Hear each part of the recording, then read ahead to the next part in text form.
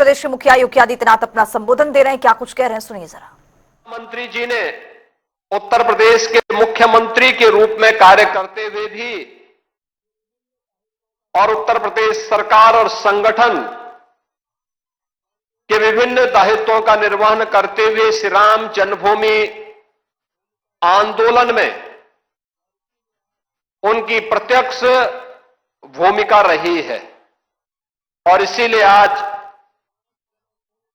500 वर्षों के बाद श्री राम जन्मभूमि पर प्रभु रामलला का विराजमान होना, मंदिर का यह भव्य स्वरूप देख करके वह अत्यंत अभिभूत हैं, आनंद की अनुभूति कर रहे हैं, गौरव की अनुभूति कर रहे हैं। और चूंकि उन्होंने उस आंदोलन में सक्रिय भूमिका का निर्वहन किया, तो स्वाभाविक रूप से आज के इस समारोह में जब प्रतिष्ठा द्वादशी के इस अवसर पर माता अन्नपूर्णा के मंदिर में सनातन धर्म की ध्वजा का आरोहण का कार्य वह कर रहे थे, तो उन्हें मैंने अत्यंत भावुक होते हुए भी देखा है।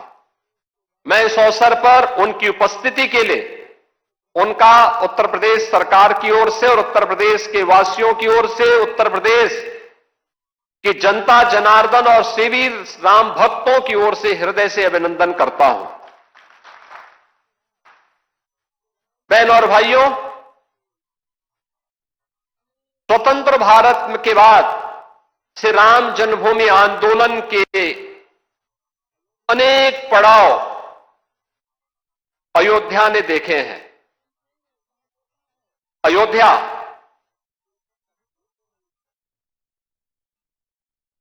इसके नाम से यह एहसास होता है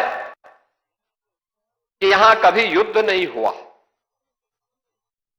यानी कोई भी दुश्मन यहां के शौर्य से, यहां के वैभव से, यहां के पराक्रम के सामने कभी टिक नहीं पाया। लेकिन कुछ लोगों ने अपने निहित स्वार्थ से, मजहबी जनून और सत्ता की तुष्टीकरण की उस निकृष्टता में पड़ करके अयोध्या को भी उपद्रव और संघर्ष का एक अड्डा बना दिया था। वही अयोध्या पिछले 11 वर्ष के अंदर देश के यशस्वी प्रधानमंत्री आदरणीय श्री नरेंद्र मोदी जी के यशस्वी नेतृत्व में उन 3 महत्वपूर्ण घटनाओं को कभी विस्मृत नहीं कर सकता। याद करिए, 5 अगस्त 2020 तब पहली बार स्वतंत्र भारत में देश का कोई प्रधानमंत्री स्वयं अयोध्या धाम में पधारे और उन्होंने अपने कर कमलों से 500 वर्षों की कलंक को पूरी तरह समाप्त करते हुए श्री राम जन्मभूमि के लिए मूर्ति भूमि पूजन के कार्यक्रम को संपन्न किया था।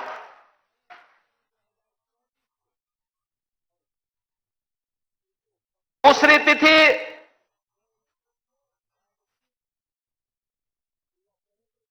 अब 22 जनवरी 2024 को, और हिंदू पंचांग के अनुसार कहें तो पौष शुक्ल द्वादशी की वह पवित्र तिथि जब स्वयं फिर आदरणीय प्रधानमंत्री जी अयोध्या धाम पधारे और उन्होंने श्री रामलला के भव्य मूर्ति की प्राण प्रतिष्ठा के कार्यक्रम को अपने कर कमलों से संपन्न किया।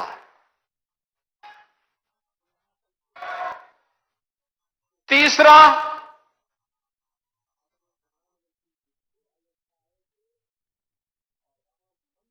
जब अभी 25 नवंबर को विवाह पंचमी के शुभ अवसर पर आदरणीय प्रधानमंत्री जी फिर अयोध्या आए थे और राम मंदिर के मुख्य शिखर पर उन्होंने सनातन धर्म की ध्वजा पताका को, भगवा ध्वजा को प्रतिष्ठित करके सनातन से ऊपर कोई नहीं।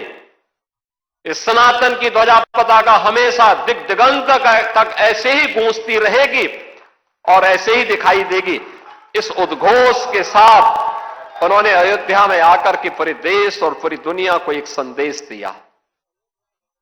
बहनों और भाइयों, अयोध्या ने जो संघर्ष देखा था, पिछली सरकार ने अयोध्या को लहूलुहान करने का कार्य किया था।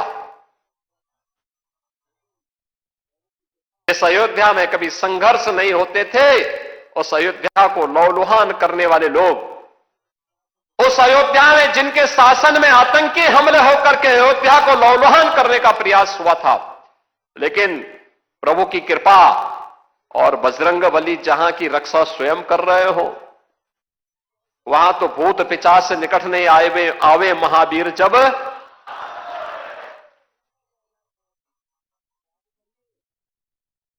हनुमानगढ़ी में भगवान यानी हनुमान जी महाराज स्वयं विराजमान है। कैसे कोई आतंकी यहां घुस जाता, जैसे ही उन्होंने दुस्साहस किया था 2005 में, याद करिए कैसे पीएसी के जवानों ने ठक ठक ठक ठक करके वहीं पे उनको मार गिराया। अयोध्या तो संदेश देती है और उसी संदेश को आगे बढ़ाने के लिए अब आप देखते होंगे देश और दुनिया का कोई भी ऐसा श्रद्धालु नहीं, सनातन धर्मावलंबी नहीं, जो अब अयोध्या आकर के दर्शन करके अभिभूत न होता हो। 1 लाख एवरेज अगर हम लोग देखें, पिछले 5 वर्ष के अंदर 45 करोड़ से अधिक श्रद्धालु अयोध्या धाम में आया है।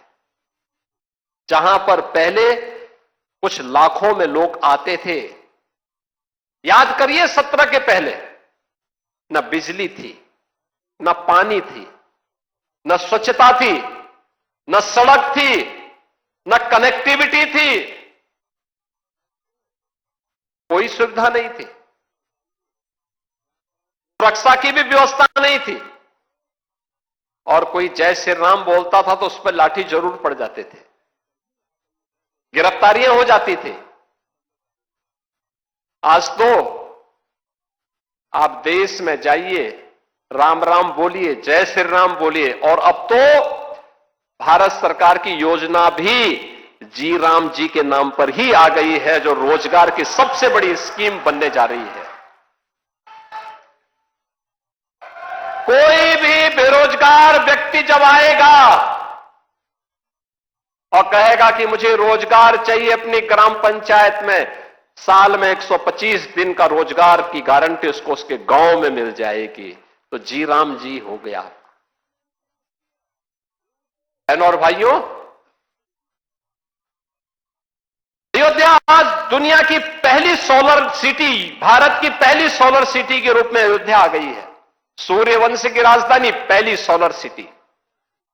अयोध्या में अंतर्राष्ट्रीय एयरपोर्ट महर्षि वाल्मीकि के नाम पर। रेलवे की डबल लाइन के साथ अयोध्या धाम जुड़ गया है। बेहतरीन कनेक्टिविटी अयोध्या का, लखनऊ से, गोरखपुर से, प्रयागराज से, काशी से, हर ओर से। अब अयोध्या में क्या नहीं है। जिस अयोध्या में सिंगल लेन की सड़कें थी, आज चारों ओर से 4 लेन की सड़कें। और कोई भी श्रद्धालु आता है, किसी भी सीजन में आए,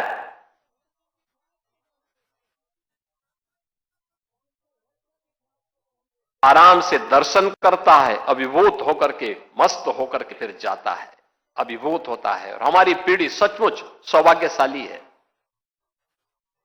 कई पीढ़ियां, 500 वर्षों के इतिहास को जब हम देखते हैं, 500 वर्षों के इतिहास को जब हम देखते हैं, याद करिए 1526 से लेकर के 1528 से लेकर के 1992 तक, और 1992 से लेकर के उसके उपरांत भी अयोध्या में हर 20-25 वर्ष के अंदर कोई ना कोई बड़ा संघर्ष राम भक्त करता था राम मंदिर को वापस लेने के लिए। लगातार संघर्ष करता रहा, कभी बैठा नहीं, रुका नहीं, झुका नहीं। उसने सत्ता की परवाह नहीं की, उसने दमन की परवाह नहीं की, उसने गोलियों और लाठियों की परवाह नहीं की। वो लड़ता रहा और उस संघर्ष का परिणाम हमारे सामने था। और यह आंदोलन सफलता की नई ऊंचाइयों तक तब पहुंचा जब राष्ट्रीय स्वयंसेवक संघ ने नेतृत्व दिया। पूरे पूज्य संतों को एक मंच पर लाने में स्वर्गीय अशोक सिंघल जी ने एक मंच पर लाने में सफलता प्राप्त की। एकदम गुलामी का कलंक मिटा और भव्य राम मंदिर का मार्ग प्रशस्त होता हुआ दिखाई दिया। बहनों और भाइयों, आज उसी प्राण प्रतिष्ठा के 2 वर्ष पूर्ण होने के उपलक्ष्य में आज का इस समारोह यहां पर आयोजित हो रहा है। अयोध्या की इस दिव्यता को, इस भव्यता को अनंत काल तक बनाए रखने के लिए हम सबको, हर सनातन धर्मावलंबी को आगे बढ़ना पड़ेगा। एक साथ अपने जीवन का हिस्सा इसको बनाना पड़ेगा।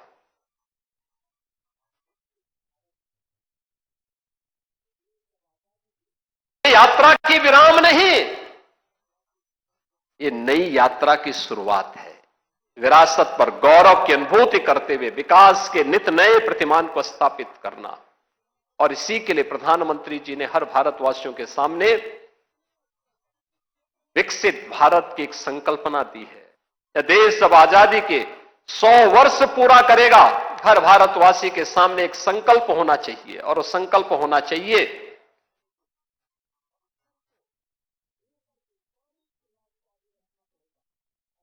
हमें अपनी विरासत का संरक्षण करते हुए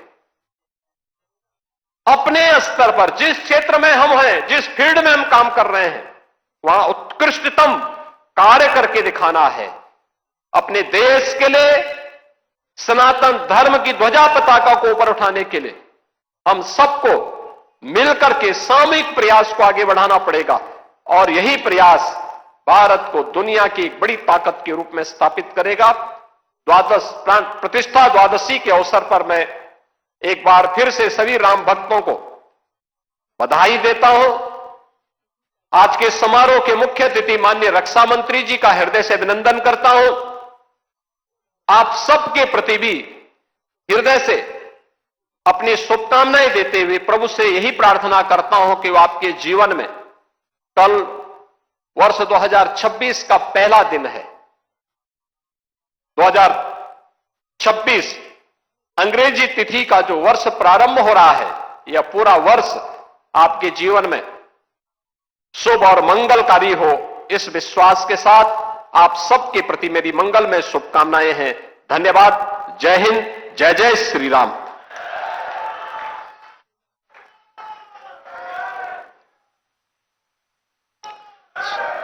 श्री राम जन्मभूमि तीर्थ क्षेत्र के निवेदन को स्वीकार करते हुए प्रतिष्ठा द्वादशी के शुभ संदर्भ में यहां आकर पूजन, उसके बाद मां अन्नपूर्णा का मंदिर का शिखर ध्वजारोहण किए हुए माननीय श्री रक्षा मंत्री जी को निवेदन